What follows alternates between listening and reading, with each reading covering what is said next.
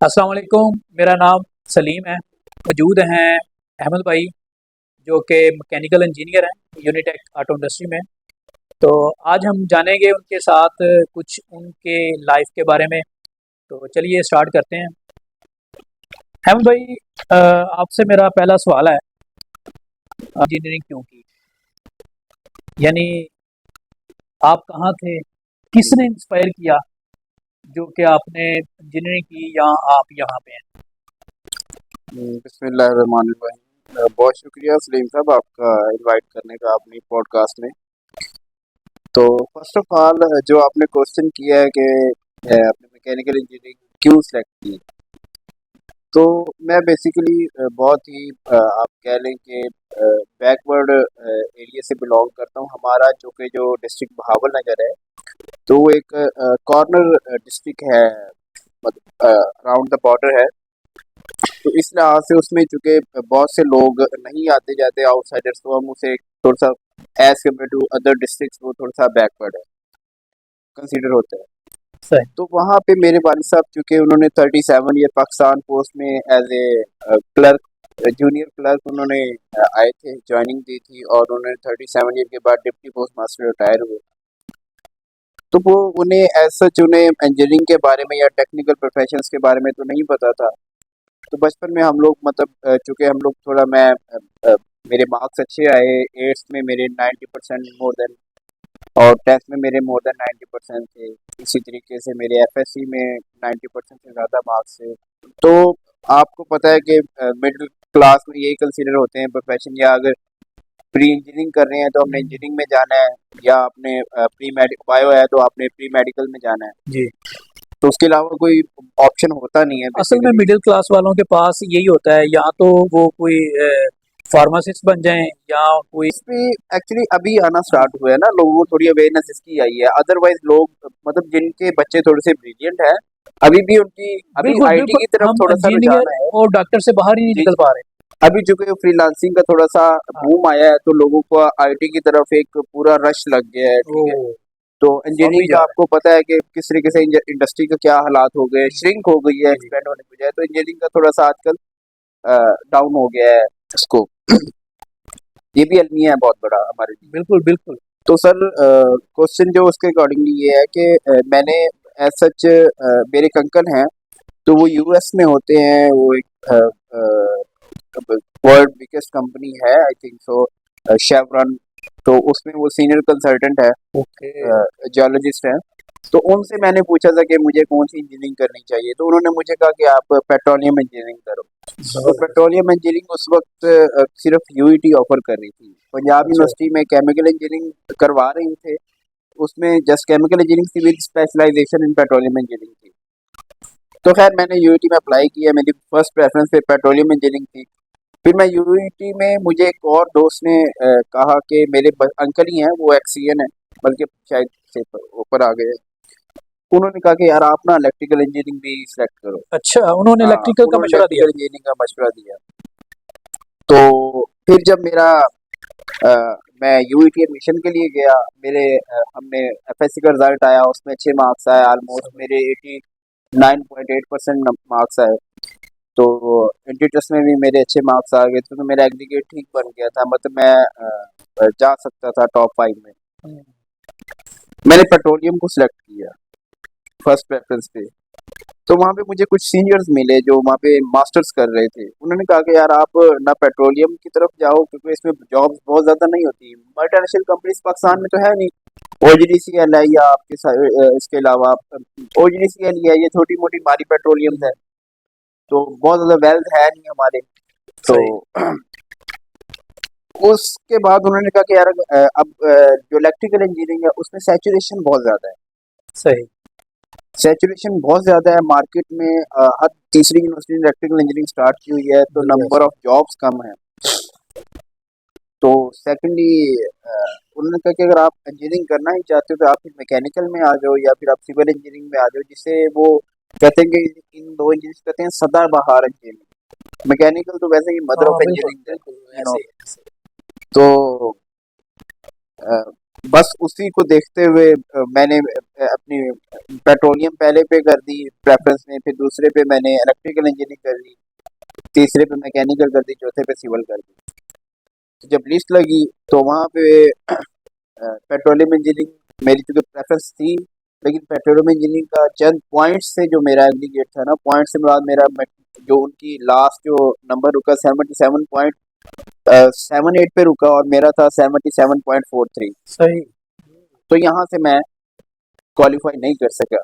Then मेरा फिर electrical engineering में हुआ। इलेक्ट्रिकल इंजीनियरिंग में चूंकि वो ऐसा हुआ कि वहाँ पे मेरी थोड़ी रैगिंग हो गई शुरू में डिपार्टमेंट में काफ़ी ज़्यादा, तो मैं दिल बर्दाश्त हो गया, मैंने कहा मैं किसी यूनिवर्सिटी चेंज करूँगा। तो वो फिर मुझे मेरे एक अंकल हैं, उन्होंने समझाया कि यार ऐसा ना करो, थोड़ा सा ये होता है हर यूनिवर्सिटी में। तो उन्होंने मेरी एक प्रेफरेंस चेंज कर दी खुद ही, तो मैं मैकेनिकल इंजीनियरिंग में कर दिया। तो उन्होंने मुझे बताया कि यार मैंने आपको 5वीं लिस्ट में एक प्रेफरेंस चेंज करने का ऑप्शन आता है, मैंने मैकेनिकल में वहाँ पे कर दिया। तो इस तरह फिर मैंने सही। मैकेनिकल इंजीनियरिंग की लाहौर से की। यानी बड़ा टफ डिसीजन था आपके लिए हाँ, मैकेनिकल में आना। बाय चॉइस नहीं था। हम्म, ठीक है, तो सही। आप क्या लगे बस इस तरीके से आ, चलें, जबरदस्त जी।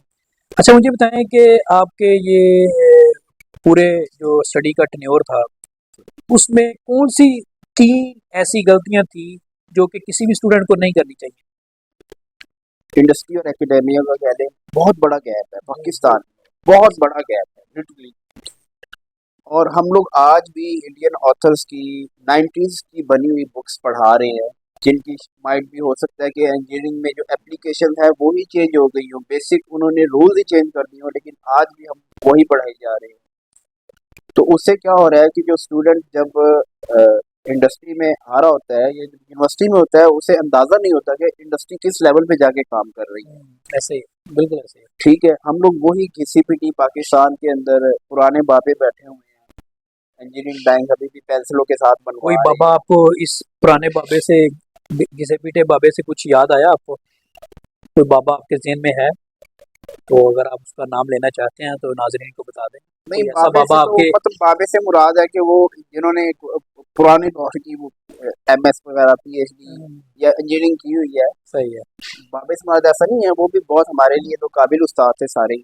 लेकिन सही। मुराद है कि उन्होंने अपने आप को शायद अपडेट नहीं किया। जो नए डिजाइन के सॉफ्टवेयर हैं, जो मार्केट में नए या इंडस्ट्री में नए पैरामीटर्स चल रहे हैं, बिल्कुल, बिल्कुल। कंट्रोल्स, क्वालिटी एश्योरेंस के हवाले से नए नए डिपार्टमेंट्स आ गए हैं, सही। वो जो कि नहीं अपडेट्स कर सके। अब गवर्नमेंट यूनिवर्सिटी में तो उन्हें कोई नहीं निकाल सकता, हुँ, तो वो बेचारे वहाँ पे बैठे होते हैं। तो बस स्टूडेंट्स आते हैं, जो मैनुअल चल रहा होता है कि आप मैनुअल बनाएं, असाइनमेंट्स बनाएं, फलां फलां ये वो। तो उसमें ये होता है कि आपका जो एक्चुअल आपका जो गैप होता है ना, उसे आप अंदाजा ही नहीं कर सकता स्टूडेंट के हो क्या रहा है इंडस्ट्री में। तो जब इंडस्ट्री में आता है तो बेचारा फिर वो धक्के खा रहा होता है। ऐसे ही है। ठीक है, हम फिर नए सॉफ्टवेयर हैं मॉडर्न, उसे इंडस्ट्रियल एप्लीकेशन बेस पे हमें नहीं आइडिया होता है कैसे चलाना है। हम वो बेसिक चीज़ें सीख के आ जाते हैं, फिर आगे फिर हमें रगड़ा खाना पड़ता हम है। भाई, मुझे लगता है कि ये जिनसे हम पढ़ रहे होते हैं वो उन्होंने भी कभी इंडस्ट्री का रुख नहीं किया होता। अगर वो रुख करते रहें साथ साथ तो मेरा ख्याल है कि वो अच्छे तरीके से पढ़ा सकते हैं अपने बच्चों को। जैसे कि आप देखें ना, आपने इंजीनियरिंग किया है, टीचर ने या प्रोफेसर ने वही पढ़ाया जो किताबों में है, वही ब्लैक बोर्ड पे या वाइट बोर्ड पे लिख दिया, वो आपने नोट कर लिया। इसके अलावा कोई पर्सनल एक्सपीरियंस किसी टीचर ने आपको बताया हो कि यार मैं फलां जगह पे ऐसे था, ऐसे हो गया, ऐसे मैंने किया, ऐसे हो गया। मेरा ख्याल है ऐसे तो कोई भी नहीं कर रहा, जो किताबों में है वही पढ़ाई जा रहे हैं। बहुत कम होता है सलीम साहब, बहुत कम होता है कि टीचर्स जो बहुत ही आप कह लो कि जो पॉजिटिव सोच वाले होते हैं, उन्होंने कुछ इंडस्ट्री विजिट की होती है या थोड़ा बहुत जॉब की होती है, उन्हें शौक होता है कि यार वाकई डिफरेंस बच्चों को सिखाना चाहिए। दिखाना चाहिए। इंडस्ट्रियल टूर्स होते हैं इंडस्ट्री में, लेकिन वो तो सॉरी यूनिवर्सिटीज में बच्चों के, लेकिन वो आप कह रहे हैं एज ए वो कम है। हाँ रिक्रिएशनल जी, टूर बन ऐसे ही। जाते हैं। अच्छा, एक और चीज़ है जो इंजीनियरिंग में खास तौर पे आपके बिजनेस के, मैनेजमेंट के, ह्यूमन रिसोर्स के, एंटरप्रेन्योरशिप के, इसके भी उतने ही होने चाहिए जितना एक इंजीनियर को टेक्निकली स्ट्रांग होना चाहिए। इन सब्जेक्ट्स में भी उतना चाहिए। इसकी रीजन क्या है? उसकी रीजन आप देखें ना, सब्जेक्ट्स कम होने की वजह से क्या है, इंजीनियरिंग में जो बंदा पढ़ रहा होता है उसकी सोच एक ही होती है कि यार इंजीनियरिंग करनी है, जॉब लेनी है, जॉब इंजीनियरिंग करनी है, बस। जॉब लेनी है, इंजीनियरिंग करनी है, जॉब लेनी है। कोई इस तरह का वो बेचारा नहीं सोचता कि यार इंजीनियरिंग करके हम, वैसे भी हमारे मुल्क में कहाँ पे जॉब ना, उधर बैंक्स के लिए आपको कोई नए बंदे को वो पैसा देता है, कि आप कोई बिजनेस हाँ बिजनेस ऐसे खड़ा करें, अगर ऐसे। जिसके पास आइडिया है तो। अब तो हमारे पास आइडियाज ही बहुत कम होते हैं। तो आपने जो है ना वो 3 ऐसी गलतियाँ जो कि बच्चों को स्टूडेंट्स को नहीं करनी चाहिए। अगर टिपिकल मैं इंजीनियरिंग फील्ड की बात करूं तो उसमें ये है कि एक तो आप अपने आप को जो हमारे स्पेशली जो कोर होता है, जिस तरीके से किसी भी इंजीनियरिंग में आप बात करें कि टेक्निकल चीज जिस तरह बेस होती है, डेवलपमेंट होती है किसी भी चीज की। मैं मैकेनिकल की बात करूं तो आपको जैसे आपको डिजाइन के बेसिकली पैरामीटर्स हुँ, आने चाहिए, पता होना चाहिए, बिल्कुल, सॉफ्टवेयर आने बिल्कुल। चाहिए। फिर सेकेंडली आपको मॉडर्न जैसी चीजें हैं, इंस्ट्रूमेंट्स हैं, इसके क्वालिटी कंट्रोल, क्वालिटी एश्योरेंस करने के लिए किसी भी चीज़ को, पैरामीटर्स को, किसी भी इंस्ट्रूमेंट्स को मेजर करने के लिए आपको उनका यूज़ बहुत अच्छे तरीके से हुँ, आता हो। ठीक है। सही, सेकेंडली आपकी कम्युनिकेशन स्किल बहुत अच्छी होनी चाहिए। ज़बरदस्त, ठीक है। कम्युनिकेशन स्किल प्लस आपकी मैनेजमेंट स्किल्स, ये चीज़ आपकी अच्छी होनी चाहिए। बिल्कुल सही है। अहमद साहब आपसे तीसरा सवाल है कि आपकी सबसे बड़ी नाकामी आपकी स्टडी में या आपके प्रोफ़ेशनल वर्किंग में कौन-सी ऐसी बड़ी गलती थी और उससे आप कैसे निकले? उससे आपने क्या सीखा? एग्जैक्टली तो नहीं ऐसे कर सकता कि आपकी या सबसे बड़ी गलती कौन सी है, लेकिन ये है कि अगर आपको मुख्तलिफ एवेन्यूज में देखा जाए तो आपकी कई इंसान गलतियां करता है, ठोकर खाता है। आप कई आप किस लिहाज से आप इंडस्ट्रियल मेरी प्रोफेशनल लाइफ के लिहाज से जी, गलती जी, जी, पूछना जी। चाहते हैं। जो आप कह रहे हैं कि यार ये चीज़ मैनू यहाँ कम से कम नहीं सी करनी चाहिए थी या मुझसे ये हो गई है, ये या ये मुझे कर लेना चाहिए था या मैं इस इंडस्ट्री में नहीं होना चाहिए था, मैं किसी और इंडस्ट्री में होता। कौन-सी ऐसी चीज़ थी जो कि आपको लगता है कि यार ये मुझसे गलती हुई है? हाँ, उसमें ये है सलीम साहब कि एक तो ये है कि आपको ना अ, जो मेरा चूंकि मुझे सिक्स मोर देन 6 इयर्स हो गए हैं, तो मैं ये फील करता हूँ कि यार आपको ना स्टार्टिंग ऑफ द करियर एक जगह स्टेगनेंट नहीं होना चाहिए। ज़बरदस्त। एक जगह स्टेगनेंट नहीं होना चाहिए, आपको कम से कम इंडस्ट्रीज एक दो तीन चेंज करनी चाहिए। बिल्कुल सही है। ठीक है। उससे ये होता है कि आपका जो होराइजन होता है वो बड़ा होता है। ठीक है। आपको पता होता है कि यार मैंने मेरा एक्चुअली किस साइड पे मैं अपना हुँ, एक्सेल कर सकता हूँ अपने सही, आप को, मुख्तलिफ डिपार्टमेंट्स में अपने आप को रोटेट करवाएं। ठीक है। तो ये है कि मैंने जो अपने आप को थोड़ा गलत देखता हूँ या मेरी जो गलती हुई है कि मैंने इन 6 ईयर में मैं एक ही जगह पे स्टेगनेंट रहा हूँ। हुँ, ठीक है। तो मैं थोड़ा सा फील करता हूँ कि मुझे अपने आप को मजीद बेहतर करना चाहिए। सही। ठीक है। लेकिन अभी भी मेरे पास टाइम है हुँ, और इंशाल्लाह I am trying my best to move on. तो बाकी अल्लाह ताला चलें, इंसान की हेल्प करता है। बिल्कुल सही है जी। आपके 3 कामयाबी के राज़ जो दूसरे भी अपना सकें, नाज़रीन से शेयर करें। हम्म, कामयाबी के जो मेन गोल जो मैंने अभी तक फील किया है ना, कि आप दूसरों के लिए आसानी का रास्ता बनाते जाएं, क्या बात! तो अल्लाह ताला आपके लिए आपके ज़बरदस्त। रास्ते आसान बनाता जाएगा। ये मैंने प्रैक्टिकली करके देखा है, ये मैं कोई लगी लिपटी बात नहीं कर रहा। हुँ, और सेकंडली ये है कि आपको अपने सब ऑर्डिनेट्स के साथ आप कहीं भी हो प्रोफेशनल लाइफ में किसी भी लेवल पे हो, आपके अंडर बेशक 2 एम्प्लॉयज हो या 200 हो, तो उसमें ये है कि आपको not a boss but as a leader उन्हें ट्रीट करना चाहिए। उन्हें सिखाएं जहाँ पे वो गलतियां कर रहे हैं, उन्हें उस चीज़ का एहसास दिलाएं कि आप गलती करोगे तो ये होगा। ठीक है। अगर आप गलती से सीखोगे या उसे इम्प्रूव करोगे तो आप बेहतर रहोगे। ठीक है। सही, आप इम्प्रूव करोगे। अच्छा। फिर सेकंड ये है कि आप ये है कि दूसरों के काम आए। सही, ठीक है। इससे खुद भी बंदा लर्निंग होती है, सही। इससे अपनी भी लर्निंग होती है। और ये है तो इससे हमें देखना चाहिए कम से कम आप एक स्टेज पे पहुंच जाएं। ठीक है। जब आपको पता होगा यार अब मेरी ग्रोथ ऑटोमेटिकली, कुछ लोग होते हैं जो सिस्टम में आ जाते हैं तो सिस्टम उन्हें हुँ, ऊपर लेके जाता है। कुछ लोग होते हैं जो अपनी स्ट्रगल से ऊपर जाते हैं। ठीक है। तो वेरी कर रहा होता है कि आप कहाँ पर हैं कहाँ हुँ। नहीं। तो बहुत अच्छी बात है जी। अच्छा जी, आज आज का जो 5वां सवाल है, आज आप किसके शुक्रगुज़ार हैं? शुक्रगुजार तो सर एक ही ज़ात का होता है और वो है अल्लाह रब्बुल। अल्लाह के बाद अल्लाह के बाद अगर मैं शुक्रगुजार हूँ तो वो मैं अपने वालिदैन का। ज़बरदस्त, ज़बरदस्त। और इसमें कोई इसमें ये हर बंदा कहता है कि ज़ाहिर बात है अपने वालिदैन का शुक्रगुजार है, एहसानमंद है। दुनिया में, बल्कि हम आने का भी वही ज़रिया होते हैं हमारे आने का। लेकिन ये है कि मेरे वालिद साहब मेरे हमेशा हीरो रहेंगे। मैं अगर ज़िंदगी में कभी भी किसी मोड़ पे कोई चीज़ करना चाहूँगा ना, तो मैं उनकी मिसाल लूँगा। ज़बरदस्त। अच्छा अहमद भाई, छठा सवाल है कि आप कौन सी किताब पढ़ते हैं, उसमें से आपने क्या सीखा है और उसका आपके ऊपर असर क्या है? यार किताबें पढ़ने का तो लिटरली मुझे भी अभी तक बहुत ज़्यादा शौक नहीं पड़ा, ठीक है। सही। तो लेकिन मैं आपको बताऊँ कि मैंने 2-3 बुक्स ली थी। अ उसमें 7 habits of highly effective hmm, people और रिच डैड पुअर डैड मेरी अभी तक बैग के अंदर पड़ी हुई है, जो मेरा शोल्डर बैग है। सही। मैं हर टाइम कैरी तो कर रहा होता हूँ, हम्म, लेकिन अभी तक मैंने शुरू नहीं किया है, तो मैं इंशाल्लाह शुरू करूँगा तो फिर इंशाल्लाह नेक्स्ट टाइम आपको ज़रूर बताऊँगा।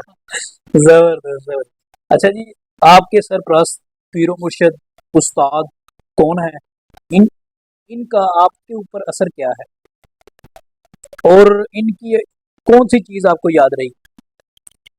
ये बहावल नगर से किया, मैट्रिक में नहीं है मेरा, वो वो पिछले टीचर्स भूल गए, अगली जगह पे आए तो ठीक वो है मल्टीपल टीचर्स जी। वो बंदा है लेकिन वो मुझे जो पसंद है टीचर थे हफीज साहब, राव हफीज साहब, अल्लाह ताला उन्हें सलामत रखे। आमीन जी तो आमीन। वो होता था कि वो मेरे इंग्लिश के टीचर से मुझे सेलिब्रेट करते थे कि बेटा आप मेरे पास इंग्लिश, उर्दू, ये सब्जेक्ट मुझे पढ़ाते थे। तो वो कहते थे कि आप मेरा लेक्चर अटेंड किया करो, उसके बाद घर चले जाया करो, अपने साइंस सब्जेक्ट वहाँ पे अच्छी तरीके से तैयार किया करो, हम्म, अपने मार्क्स लेने आप मेरी क्लास के टॉपर हो। तो मैं सही। उनकी क्लास में आता था, मुझे टाइम से जो अपना लेसन था वो याद होता था, हम्म, मैं फिर बाकी बच्चों का भी ढूंढता था, तो उन्होंने मुझे ग्रूम भी किया काफ़ी ज़्यादा। सही। अच्छा जी, आप अपना दिन कैसे शुरू करते हैं? दिन सर मैं अपना शुरू करता हूँ, मैं फजर टाइम उठता हूँ, नमाज पढ़ता हूँ, उसके बाद फिर दोबारा सो जाता हूँ, कोई घंटे के लिए सुस्ती चढ़ी होती है तो। फिर उसके बाद मैं आजकल तो सर्दी हाँ काफी है तो अपना तैयारी वगैरह करके सुबह सुबह नाश्ता वगैरह करके तो ऑफिस आ जाता हूँ। ऑफिस में फिर आपके रूटीन होता है कि आप फौरन आके सबसे पहले अपनी डिपार्टमेंट से मॉर्निंग मीटिंग करते हैं उनके साथ हम्म, इंटर डिपार्टमेंट, फिर आपकी एक कलेक्टिव जो आपकी मैनेजर्स की इंटर डिपार्टमेंट मीटिंग होती है, आप वो अटेंड करते हैं। उसके बाद जो आपकी इम्प्लीमेंट्स जो डिस्कशन होती है वो आप करते हैं। जॉब जॉब से फिर आप मैं वापस जाते हैं, मगरिब की नमाज के बाद मैं जिम जाता हूँ, जो सही। अनफॉर्चुनेटली आज नहीं जा सका। होता है ऐसे, अ, सर्दियों में ऐसे होता है। तो उसके बाद फिर मैं शाम को अपना अपना थोड़ा आके मोबाइल की जो बुरी आदत पड़ी हुई है, वहाँ पे लोग हाल हवाल देखते हैं, जो आजकल पॉलिटिक्स की टेंशन चल हम्म, रही है बड़ी, वो सही देख रहे होते सही हैं। सही। और फिर साथ साथ मैं कुछ अपनी आजकल लर्निंग टेक्निकली कर रहा होता हूँ साथ साथ। जबरदस्त, तो ये ये चीज रूटीन है अच्छी। फिलहाल। अच्छा जी, आप बचपन में क्या बनना चाहते थे? बचपन में सलीम साहब, मैंने वही शुरू में जो आपको बात की ना, हम जो मिडिल क्लास होते हैं ना, तो हमारा कोई ऐसा एम तो होता नहीं है, ना ही किसी ने कोई बहुत बड़े ख्वाब दिखाए होते हैं।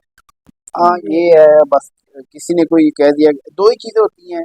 अगर आपने बहुत अच्छा मार्क्स लिए तो आपके होते हैं कि यार कोई इंजीनियर डॉक्टर बन जाए, हम्म, या फिर अगर आप कोई आपके पास एक CSS वाला ऑप्शन होता है, वो भी एक ख्वाब दिखाया जाता है पेरेंट्स की तरफ से। मेरे अब्बू की तरफ से मुझे बताते कि यार CSS कर लेना बड़े हो। सही। तो फिर अच्छा एक और भी क्रेज है ना हमारे मुल्क में, मैं छोटे होते हैं तो अक्सर वो आर्मी का बड़ा शौक होता है, हम्म, ठीक है। तो मैं फौजी बनना है, मैं पायलट बनना है, तो इस तरह के बच्चों के भी बड़े ख्वाब होते हैं। सही। तो बस इस तरह की बातें होती थी, कोई खास एम नहीं था हमारा। अच्छा अहमद भाई, आपके जो बेस्ट फ्रेंड हैं उनके लिए कोई पैगाम है तो आप मेरे कैमरे में कह सकते हैं उनको। बेस्ट फ्रेंड्स के लिए है कि भाई अ, मिल लिया करें, ठीक है। और क्योंकि बेस्ट फ्रेंड तो वो होता है कि अगर साथ बैठा हो और गुफ्तगू ना भी हो रही हो तो वो आपकी फीलिंग्स को जानता है, क्या बात, ठीक है। हर जबरदस्त बंदा बेस्ट जबरदस्त। फ्रेंड नहीं हो सकता, सही सही और सही। वो ना भी हो तो उसकी कमी पूरी हो जाती है। अहमद भाई, जैसा कि आप सीनियर इंजीनियर हैं तो आप जो यंग इंजीनियर जो कि अभी प्लान कर रहे हैं या इंजीनियरिंग कर रहे हैं या इंजीनियर बन रहे हैं, तो उनके लिए कोई पैगाम है तो? उनके लिए पैगाम यही है कि आप एक तो अपने आप को टेक्निकली स्ट्रांग बनाओ, कम से कम जो चीज़ आप पढ़ रहे होते हो ना, उसे एक बार यूट्यूब पे जाके, यूट्यूब दुनिया की सबसे बड़ी यूनिवर्सिटी कंसिडर की जाती है, वहाँ पे जाके उसकी विजुअल एनिमेशन, उसके फंक्शंस, वो चीज़ कैसे करती है, कोई भी चीज़ आप गियर्स के बारे में पढ़ रहे हैं, आप मशीन डिज़ाइन के बारे में पढ़ रहे होते हैं, तो यूट्यूब पे जाके कम से कम उसकी एक कॉन्सेप्ट क्लियर करने के लिए ज़रूर देखें जाके। ये तो हो गया टेक्निकली स्ट्रॉन्ग करने का। अपने डिज़ाइन के जो आपके सॉफ्टवेयर होते हैं उन्हें सीखें, जो मॉडर्न सॉफ्टवेयर है, सॉलिडवर्क्स हो गया, कैटिया हो गया, उसके अलावा पावर शेप, पावर मेल, जो आपकी इंडस्ट्री में यूज होते हैं वो उन्हें सीखें आप। फिर secondly quality control, quality assurance जो कोर होती है किसी भी इंडस्ट्री की, उसके बारे में आप सीखें। तो ये चीज़ें हैं। तो बाकी ये है कि अपने आप को बिजनेस के पॉइंट ऑफ व्यू से भी इम्प्रूव करें। आपने हमें टाइम दिया, तो उम्मीद है कि आप ऐसे ही जिस कंपनी में भी काम कर रहे हैं ऐसे ही परफॉर्म करते रहेंगे और मुल्क व कौम के लिए एक अच्छा ज़रिया बनेंगे आप। बहुत शुक्रिया। थैंक यू अस्सलाम वेरी वालेकुम। मच।